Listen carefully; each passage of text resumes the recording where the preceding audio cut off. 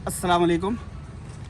मैं ऐसे 25 मुकामात की निशानदही किया हूँ जिसके ताल्लुक़ से KCR साहब ने कभी वादे किए थे या उस मुकाम पर ठहर कर वादा किया था या उस मुकाम के ताल्लुक़ से वादा किया था।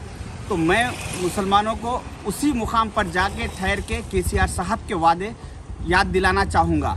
अभी आज मैं हुसैन शाह वली रहमतुल्लाह अलैह की दरगाह के सामने उस ज़मीन पर हूँ जिसकी कभी 1654 एकड़ वक्फ लैंड हुआ करती थी।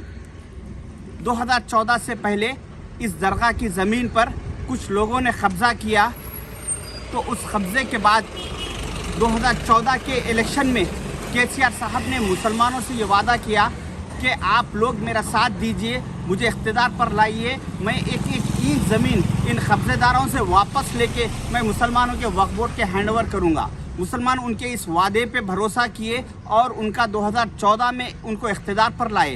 इख्तिदार पर आने के बाद 2014 के बाद जब इस दरगाह की ज़मीन का केस सुप्रीम कोर्ट में चल रहा था, वक्फ बोर्ड वो केस जीतने के मौक़ूफ़ में आ चुका था। उस वक्त KCR साहब ने इस केस में एंट्री ली और कहा कि ये ज़मीन तेलंगाना गवर्नमेंट की है, बल्कि वक्फ बोर्ड की नहीं होती। और वक्फ बोर्ड के सारे एडवोकेट्स को और सारे स्टाफ को उन्होंने वार्निंग देके उन्होंने खामोश बिठा दिया और कहा कि सुप्रीम कोर्ट में किसी किस्म का कोई तुम्हारी तरफ से आर्गूमेंट नहीं होना और तुम लोग खामोशी इख्तियार करना। तो उनके इस वार्निंग के बाद वक्फ बोर्ड पूरा साइलेंट हो गया। जब फैसले का वक्त आया 8 फरवरी 2022 को सुप्रीम कोर्ट में, तो वक्फ बोर्ड के एडवोकेट्स ने कोई आर्गूमेंट नहीं किया और KCR साहब के एडवोकेट्स आर्गूमेंट करते हुए ये केस में कामयाबी हासिल की।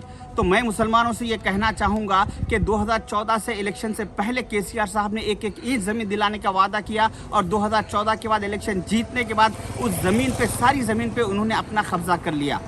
तो ऐसे धोखे खाने के बाद भी मेरा मुसलमानों से ये सवाल है कि क्या आप लोग 2023 के इलेक्शन में फिर KCR साहब के धोखे में, उनके वादों में आएंगे? क्योंकि इस एक ज़मीन से, ये एक दरगाह की एक ज़मीन से, ये आप सियासत पेपर में देख सकते हो, ज़मीन की तफसील आई थी 8 फरवरी 2022 को, जिससे 50,000 करोड़ से ज़्यादा का मुसलमानों का KCR साहब ने नुकसान किया। तो मेरी गुजारिश है कि आप लोग KCR साहब के वादों में मत आइए। शुक्रिया, खुदा हाफिज़।